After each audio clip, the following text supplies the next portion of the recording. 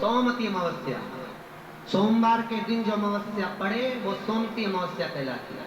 क्या करना पड़ता है उस दिन? पीपल के पेड़ की परिक्रमा करो या तुलसी की परिक्रमा करो या पूजन करो, पाठ करो, कुछ भी करो, पर सोमवती के दिन दान करो, पुण्य करो, सत्कर्म करो, भजन करो। तो सोमवती अमावस्या का विधान इतना शास्त्र क्यों कहता है कि सारी अमावस्याओं में प्रबल सोमवती अमावस्या, शनिचरी अमावस्या से भी बड़ी अमावस्या सोमवती कहलाती है महाराज। तो कहा उस दिन सारे जितने भी ग्रह हैं, जितने भी ग्रह, सारे ग्रह चंद्रदेव के साथ मिलकर भगवान शंकर की आराधना में डूबते हैं। और भगवान शंकर की आराधना में डूबते हैं तो उस दिन जो किया हुआ दान पुण्य सत्कर्म है वो हमारे, आप लोगों को मालूम होगा, पितरों की 3 गतियां, पितर, आहुत, वासु। कितने? 3। गर्भ में जो चले गया आहुत है, कुमारी अवस्था में गया जिसकी शादी नहीं, आहुत। पितर अधोगति में अचानक बहुत सारी तमन्ना थी, बहुत कुछ करना चाहता था और अचानक चले गए, मर गए, पितर गिनती में। वासु जो एक्सीडेंट आदि, फांसी, सुसाइड, वासु। 3 शास्त्र कहता है सोमवती अमावस्या के दिन ये तीनों आहुत, पितर, वासुक, जहां पर घर की कुल की माता पीपल की परिक्रमा करती है या तुलसी की परिक्रमा करती है या पूजन करती है या दान करती है सोमवती अमावस्या के दिन, तो ये तीनों को उसका भाग प्राप्त हो जाता है, तीनों तर जाते हैं। फिर उनको पिंड की जरूरत नहीं पड़ती महाराज, उनको तर्पण की जरूरत नहीं पड़ती। इसलिए सोमवती अमावस्या का क्रम हमारे हिंदू धर्म में ज्यादा वर्णित किया गया। एक बेल का फल लीजिए। क्या लेना है? बेल का फल, बेलपत्री का जो फल होता है उसको ले लो, उसके अंदर का जो गुर्दा होता है, अंदर का जो भाग होता है, उसको निकाल लीजिए और उस बेल के फल में आटा सेक कर उसमें शक्कर मिलाकर उसको के अंदर भर लीजिए। अमावस्या के दिन सुबह 10 बजे से पहले उस बेल फल में, जिसमें तुमने पंजेरी भरी है, आटा सेक कर भरा है शक्कर के साथ में, उसको अपने घर में घुमाने के बाद में जिसको कालसर्प दोष बताया है, पितृदोष बताया है या वास्तु दोष का स्मरण बताया है, घर में सब दूर घुमाकर अपने परिवार का हाथ का स्पर्श कराकर पीपल के पेड़ के नीचे का खड्डा खोदकर उस बेल पत्र के उस फल को दाप दीजिए। महाराज केवल एक अमावस्या करना रहता है, पितरों के दोष से मुक्ति मिलती है और हमारे घर के कार्य सफल होना प्रारंभ हो जाते हैं।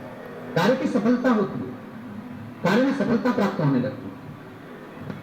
हम तो कई बार कहते हैं महाराज जी, अगर ऐसा लगे किसी औषधि को आप ले रहे हैं, मालूम पड़े कि औषधि आपको लग नहीं रही,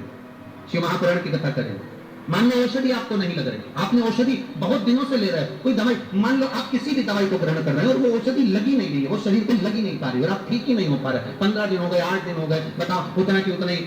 फेंटना है, उतना ही उतना अपना भरा हुआ, वही की वही लीवर, वही की वही किडनी, वही की वही स्मरण, सभी कुछ वही वही,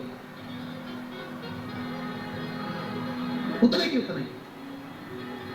बीच में ऊंचा नीचा चल रहा है पर लेवल में नहीं आ रहा, शुगर की लेवल में नहीं आ रही, तो प्रयास करा करो महाराज। बेलपत्री के फल का जो गुर्दा है, अंदर का जो भाग है फल का, उसको पानी में गला लीजिए और प्रदोष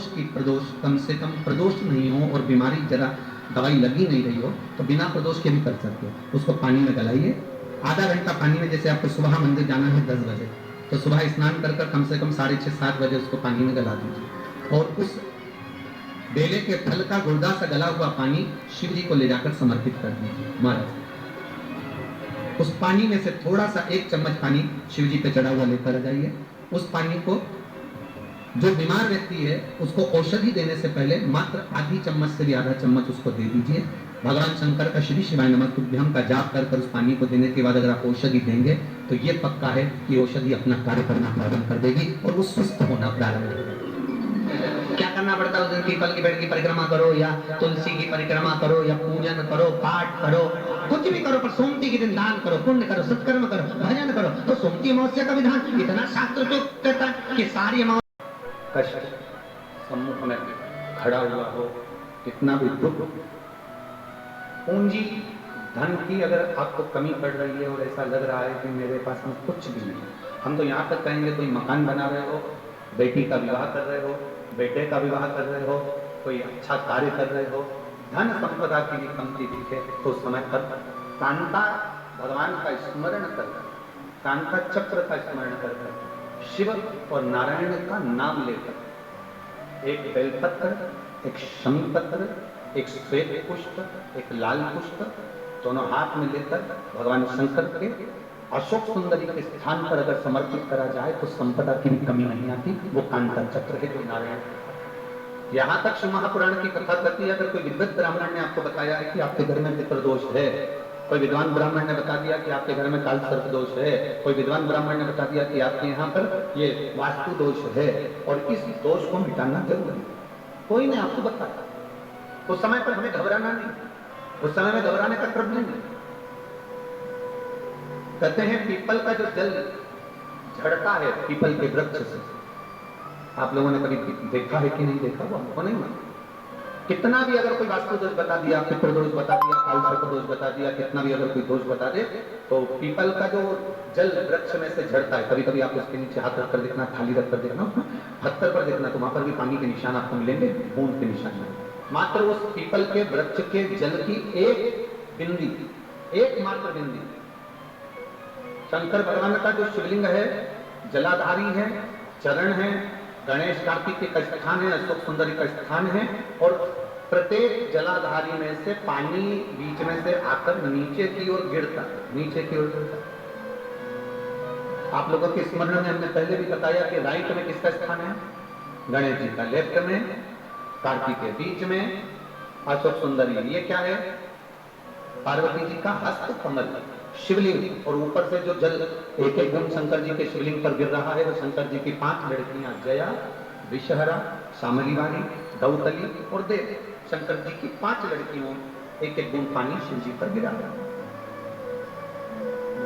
जहां जल नीचे गिरता है उस स्थान से जहां तक जल बहकर जा रहा है उस स्थान तक 33 कोटि देवताओं का स्थान, 33 कोटि देवताओं का स्थान। अब जहां पानी आया, जहां नीचे गिरा, उसके बीच में जो स्थान होता है, आप लोगों ने देखा है कि नहीं देखा, जिनने देखा है हाथ उठाओ। ये पानी जैसे यहाँ तक आया और यहाँ के बाद नीचे गिरेगा, तब वो नाली के माध्यम से बाहर जाएगा। तो जितनी दूर यहाँ से वो नीचे की ओर जो गिर रहा है, यहाँ से वो नीचे की ओर जो पानी जा रहा है, ये जो स्थान होता है, ये हमारे 3 दोषों को निवारण तुरंत कर देता है। एक हमारा पितृदोष, एक हमारा काल सर्प दोष और एक हमारा वास्तु दोष का निवारण तुरंत। और ये तो हमने केवल आपको शिव महापुराण के माध्यम से बताया कि ये 3 दोष का निवारण कर देता है, पर यदि कभी आप ध्यान से लिंग पुराण को पढ़ेंगे, आप यदि लिंग पुराण को पढ़ेंगे और गीता प्रेस गोरखपुर के लिंग पुराण को लाकर यदि आप पढ़ते हैं, या गीता प्रेस गोरखपुर की शिव अंक को भी आप अगर पढ़ेंगे, उसका नंबर हमारे स्मरण में नहीं आता, शिव अंक को भी अगर आप पढ़ेंगे तो उसमें भी आपको वर्णन मिलेगा कि हम तो केवल 3 दोष का बता रहे हैं, पर हमारे शास्त्र तो यहाँ पर और भी दोषों का वर्णन कर रहे हैं। जैसे किसी ने बता दिया आपको शनि का दोष है, किसी ने बता दिया मंगल का दोष है, किसी ने बता दिया आपको केतु का दोष है, किसी ने बता दिया आपको राहु का दोष है, किसी ने आपको कह दिया कि बृहस्पति का दोष है, किसी ने कह दिया आपको ये वाला दोष है। दुनिया के जितने दोष पीपल के वृक्ष के झड़ता हुआ जल की एक बूंद का स्पर्श, भले वो सूख गई हो, उसका एक स्पर्श मात्र जहां पानी नीचे की ओर गिर रहा है, उतनी परिधि, उतनी जगह के बीच में जहां से पानी गिरता है, बस उस स्थान पर अगर वो उंगली अपना नाम और गोत्र का स्मरण कर कर भी लगा दी जाए और एक लोटा जल चढ़ा दिया जाए, तो ये जितने दुनिया के दोष है वो अपने आप समाप्त हो ही जाते हैं। शंकर बोल बम का नारा है, और अच्छे से समझ लो, जरा ध्यान ना जाए आप लोगों के, इनको गलत कर बैठो तो बहुत स्मरण रखिएगा। शिवलिंग जलाधारी में से पानी बहता है, नीचे की ओर जाता है। जितना मोटा शिवलिंग की ये जलाधारी होती है, उसमें से पानी जहां नीचे गिरता है, जितनी भी मोटी हो उसमें कहीं पर भी आप बंदी लगा सकते हैं, उस स्थान पर आप कहीं पर भी बंदी को लगा सकते। कोई कह दे तुमको कि तुम्हारा मंगल गड़बड़ है, कोई कह दे तुमको तुम्हारा राहु गड़बड़ है, कोई कह दे तुमको तुम्हारा केतु गड़बड़ है, कोई तुमसे कह दे तुम्हारा बृहस्पति गड़बड़ है, तो समझ लेना कि हमारे ग्रह की दशा को सुधारने के लिए ये जो स्थान है, बस उस स्थान पर एक अब आज के जमाने में आपने देखा होगा, जब से आप शंकर जी को जल चढ़ाना प्रारंभ करेंगे जब से आपने शिव महापुराण की कथा सुनना प्रारंभ करी तब से आपने सुना होगा कि कोई भी अब ज्यादा आपको सुनने को नहीं मिलता कि वास्तु दोष हो गया, कि पितृदोष हो गया, कि कालसर्प दोष हो गया। इसके पहले का जो समय था उस समय किसी को भी पत्रिका दिखाओ, किसी के पास भी जाओ, वास्तु दोष, कालसर्प दोष, पितृदोष, ये सारे दोष चलते रहते थे। पर तुमने जो एक लोटा जल शंकर भगवान को समर्पित करा, तुम्हारा चढ़ा हुआ जल उसी स्थान से नीचे गिर रहा है जहां हमने बिंदी लगाने का बताया, वहां से नीचे गिर रहा है, तो तुम्हारा दोष जल चढ़ाते चढ़ाते अपने आप दोष समाप्त होता चल जाएगा। सारी समस्या का हल एक लोटा है। आपके घर में पितृदोष है,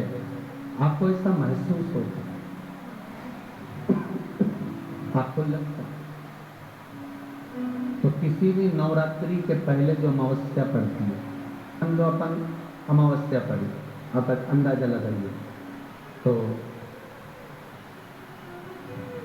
जिस दिन अमावस्या रहे उस दिन चावल की कटोरी में एक कपूर का टुकड़ा रख दीजिए,